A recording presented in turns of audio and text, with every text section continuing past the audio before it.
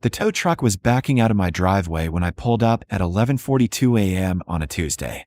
Behind the wheel of that flatbed was Maria's 1987 Buick LeSabre, powder blue, original paint, 73,000 miles. The car she'd driven to her last chemotherapy appointment. The car I hadn't been able to bring myself to move in 8 months. The woman standing in my front yard wore a burgundy blazer and held a clipboard like a weapon. She watched me park my truck with the expression of someone who'd just solved a particularly annoying problem. "Mr. Beckett," she said, "I'm Brielle Hawthorne, the new HOA president. That vehicle has been in violation of our aesthetic standards for—" I didn't hear the rest. I was watching Maria's car disappear around the corner, the sun catching the chrome bumper she'd polished every spring for 30 years. Let me tell you how we got here. My name is Thomas Beckett. I'm 67 years old, and I've lived at 2247 Meadowbrook Lane in Riverside Acres, Oregon since 1983. 41 years in the same house.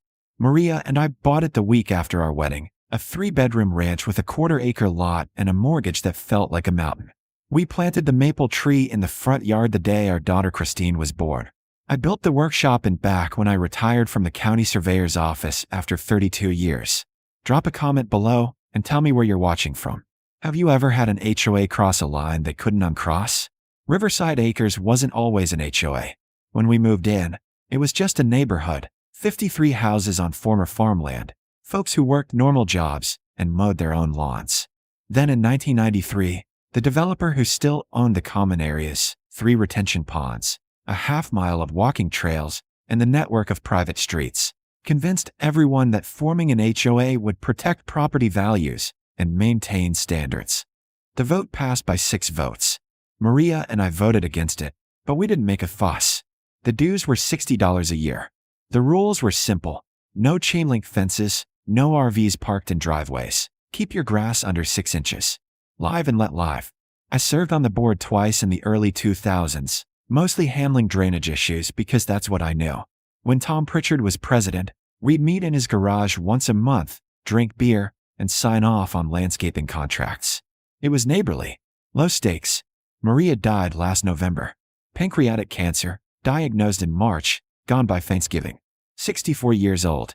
We'd just started planning our first real vacation in a decade. 2 weeks in Nova Scotia, where her grandmother was born. The Buick was hers. She'd bought it used in 1992 for $1,800. Drove it to her job at the elementary school library for 23 years. It still ran perfectly, but after she passed, I couldn't make myself drive it. Couldn't sell it. Couldn't even move it into the garage. It sat in the driveway where she'd always parked it, and every morning I'd see it through the kitchen window and remember her loading grocery bags into the truck, humming off-key to whatever was on the radio. Brielle Hawthorne bought the house 3 doors down in September. She was 42, worked remotely for some tech company, and had opinions about everything. At the October meeting, which I didn't attend, she got herself elected president on a platform of elevating community standards and addressing long-neglected enforcement issues. Her first newsletter went out in January. New rules.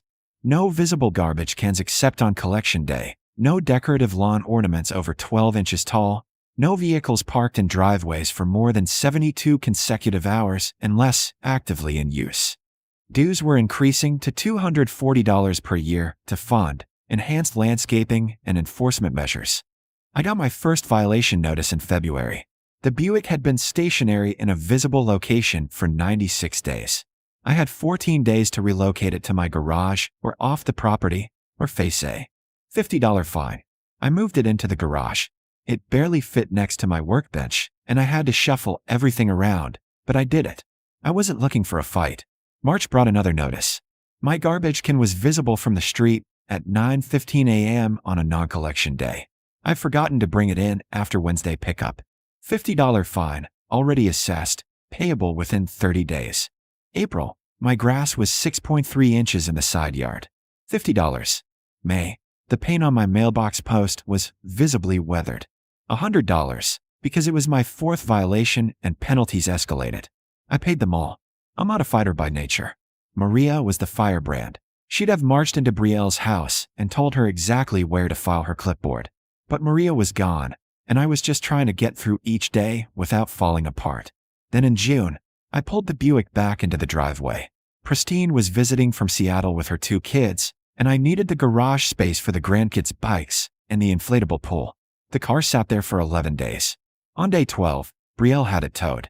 I stood in my yard, watched that powder blue Buick roll away, and something in my chest went cold and hard as creek stone.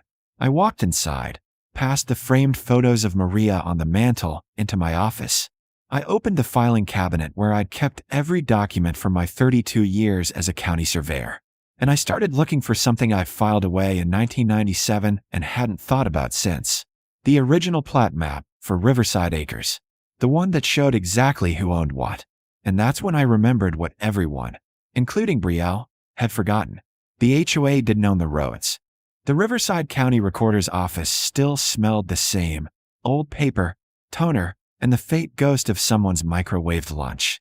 I'd spent hundreds of hours here during my career, cross-checking deeds and easements, tracing property lines back through decades of transfers. The clerk at the front desk was new, maybe 25, but the head recorder was Linda Vasquez. We'd worked together on the county mapping project in 2004. "Tom Beckett," she said, coming out from behind the counter to hug me. "I heard about Maria. I'm so sorry." "Thank you, Linda. What brings you in? Please tell me you're not looking for work. You're supposed to be fishing or building birdhouses or whatever retired people do." I smiled, but it didn't reach my eyes. "I need to pull some records. Riverside Acres subdivision, original filing, 1982. Her eyebrows went up. "Something wrong. Let's call it a property line dispute." She led me to the back room where the oldest records were kept, the pre-digital files that hadn't been fully scanned yet. The plat books were massive, leather-bound, pages thick as cardstock. She pulled volume 47 and set it on the table. "You need me, holler." I found the Riverside Acres filing on page 212. The developer was Cascade Properties LLC, dissolved in 1998. The plat showed all 53 lots, the common areas, the retention ponds, the trail easements, and the roads. Every single street in Riverside Acres, Meadowbrook Lane, Riverside Drive, Creekside Court, all of them, was marked with the same designation: private road, maintenance easement granted to property owners, fee simple title retained by developer. Which meant when Cascade Properties dissolved, those roads didn't automatically transfer to the HOA. They would have gone to whoever purchased the company's remaining assets in bankruptcy. I spent 4 hours tracing the chain of title. Cascade's assets were acquired by Pacific Northwest Land Holdings in 1999. That company was purchased by Territorial Properties Group in 2004. Territorial sold off most of its holdings in 2011 during the recession. The roads, along with a dozen other orphan parcels around the county, went to a shell company called Summit Ridge Investments LLC. Summit Ridge was listed at a Portland address. No website, no phone number in the public records. But the registered agent was a name I recognized: Gerald Moss, a real estate attorney I'd worked with on 3 different survey disputes in the late 1990s. He'd retired around the same time I did. I called him that night. He answered on the 4th ring, voice gruff. "Jerry, it's Tom Beckett." "Tom? Hell, I heard you lost Maria. That's a damn shame. She was good people." "She was. Listen, I need to ask you about a property you're listed as agent for. Summit Ridge Investments." Long pause. "That's a name I haven't heard in a decade. What about it? Who owns it?" "Well, technically speaking, I do. It's a holding company I set up to catch leftover parcels from the territorial bankruptcy. Mostly drainage easements, utility right-of-ways, that kind of thing. Nothing worth developing. I've been meaning to dissolve it for years, but it doesn't cost me anything to keep it running, so..." He trailed off. "What? Because Summit Ridge owns all the roads in my neighborhood." Another pause, longer this time. "Riverside Acres?" "Yeah." "Huh. I'll be damned. I never even looked at most of those parcels. Just let them sit. You telling me the HOA doesn't own the roads?" "That's exactly what I'm telling you." I could hear him breathing on the other end of the line, wheels turning. "Tom, what's this about?" I told him. The violations. The fines. The Buick. When I finished, Jerry was quiet for 10 seconds. Then he started laughing, a low rumble that built into a full belly laugh. "Tom, you beautiful bastard. You want to buy those roads. What would you sell them for? What are they worth to you?" I thought about Maria's car sitting in some impound lot. I thought about Brielle's smug face. I thought about 20 years of low-stakes cooperation being bulldozed by a woman who had lived here less than a year. $1,000, I said. Sold. I'll draw up the paperwork tomorrow. We met at a coffee shop in Portland 3 days later. Jerry brought a quitclaim deed transferring all road parcels in Riverside Acres from Summit Ridge Investments LLC to Thomas James Beckett, private individual. I brought a cashier's check for $1,000. We signed it over coffee that tasted like burnt dirt. Jerry slid the deed across the table. You know, he said, you could probably sell these back to the HOA for a nice profit. I'm not interested in profit. What are you interested in? Respect, I said, and making sure one bully with a clipboard understands that some things aren't hers to control. I filed the deed that afternoon. It was public record by Friday. I didn't tell anyone. I just waited. The next HOA meeting was Tuesday, July 18th, at the community center. I hadn't been to one since before Maria died, but I showed up at 7 p.m. sharp, carrying a folder. Brielle stood at the front of the room in a navy dress, her presentation slides already loaded on the screen. Proposed Parking Enforcement Expansion was the title. I sat in the back row. 32 people were there, about average. Most looked bored or resigned. Brielle ran through her agenda. Stricter enforcement, penalties for repeat offenders, a proposal to hire a part-time compliance officer at HOA expense. She had photos of violations, including one of my Buick in my driveway, labeled Chronic Offender, 2247 Meadowbrook. I waited until she opened the floor for questions. Then I stood up. Brielle, I've got a question about enforcement jurisdiction. She looked at me like I was a fly she'd thought was already swatted. Mr. Beckett, I'm glad you're finally participating. The HOA's authority to enforce parking rules, that's derived from your control over common areas, correct? Correct. The roads are HOA property. Interesting, I said, because I checked the county records last week. The roads aren't HOA property. They never have been. The room went silent. Brielle's smile thinned. I think you're mistaken. I'm not. I walked to the front and handed her a copy of the recorded deed. As of last Friday, every road in this subdivision is privately owned. By me. Her face went from confident to confused to pale in about 4 seconds. This isn't. It's public record. You can verify it yourself. Someone in the third row started laughing. Brielle stared at the deed like it was written in a foreign language. Around the room, people were pulling out phones, whispering to each other. Linda Kowalski, who'd lived on Creekside Court since 1989, stood up. Tom, what does this mean? It means, I said, keeping my voice calm, that the HOA has no authority to enforce parking rules on the roads. Because the HOA doesn't own them. I do. Brielle found her voice. You can't just, there are easements. Access rights. You're correct. Every property has a deeded easement for access and utilities. But enforcement authority? That belongs to the owner, which is me. You're saying, someone called out, we can park wherever we want.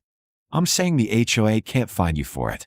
What I choose to allow on my property is my business. Brielle's hands were shaking. You can't do this. We'll sue. For what? Owning property I legally purchased and properly recorded? Go ahead. My lawyer would love the billable hours. I didn't actually have a lawyer on retainer, but she didn't need to know that. The meeting dissolved into chaos. Half the room wanted to hear more. The other half looked shell-shocked. Brielle tried to regain control, but her voice cracked when she spoke, and finally, she just gathered her papers and left. I stayed for another 20 minutes, answering questions. No, I wasn't going to start charging people to use the roads. No, I wasn't going to put up gates. Yes, this was completely legal. What are you going to do? Linda asked. I'm going to make sure everyone understands that rules without respect are just bullying with paperwork. The next morning, I got a call from Richard Voss, the HOA's attorney. He was polite, professional, and clearly scrambling. Mr. Beckett, I've reviewed the deed. It appears to be valid. It is. The board would like to negotiate a purchase agreement. We're prepared to offer fair market value. Not interested. Mr. Beckett.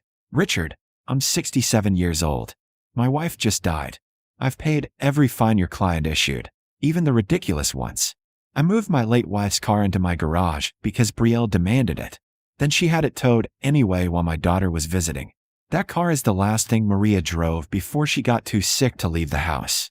It meant something to me, and your client treated it like trash. Silence on the other end. I'm not selling, I continued. But I'm willing to grant the HOA a permanent maintenance easement in exchange for 3 things. 1. I get a written apology from Brielle Hawthorne. 2. All my fines are refunded. 3. The parking enforcement rules are rescinded, and any future rule changes require a majority vote of homeowners, not just the board. I'll discuss it with the board. They met that evening in emergency session. I wasn't invited, but Linda called me afterward. Brielle resigned, she said. Effective immediately. She's furious, but Richard told her she didn't have a choice.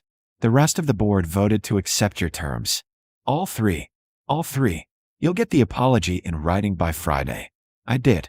It was 1 paragraph, clearly drafted by Richard, but it was signed by Brielle. The fines, $450 total, were refunded by check.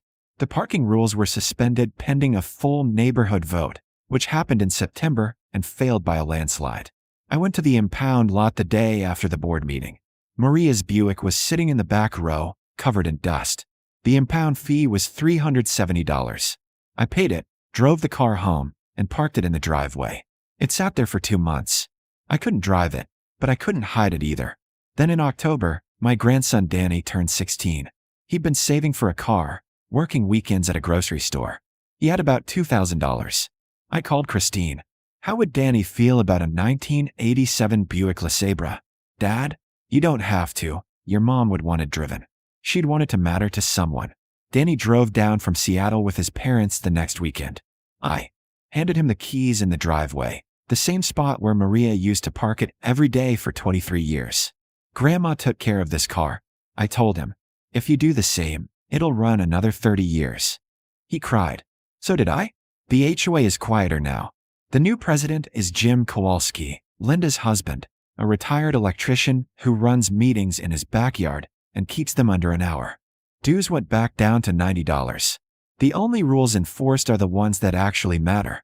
No hazards, no eyesores, basic common sense. I granted the HOA a permanent easement for road maintenance in November, recorded and filed. I kept ownership though, just in case someone forgets again that power without respect is just tyranny in small clothes. Brielle moved out in January. I heard she bought a condo in a managed community in Arizona where someone else makes all the rules. I still live at 2247 Meadowbrook Lane. The maple tree Maria and I planted is 41 years old now, taller than the house. I've started building birdhouses in the workshop. Nothing fancy, just simple cedar boxes. I give them to neighbors, to Christine's friends, to anyone who wants one. Last week, I got a letter from Jerry Moss. Inside was a photo of him on a fishing boat in Alaska, holding a salmon bigger than his torso. On the back, he'd written, "Best $1,000 I ever made. Thanks for the story. G." I pinned it to the corkboard in my office, next to Maria's library ID badge and a photo of Danny standing beside the Buick on his 16th birthday.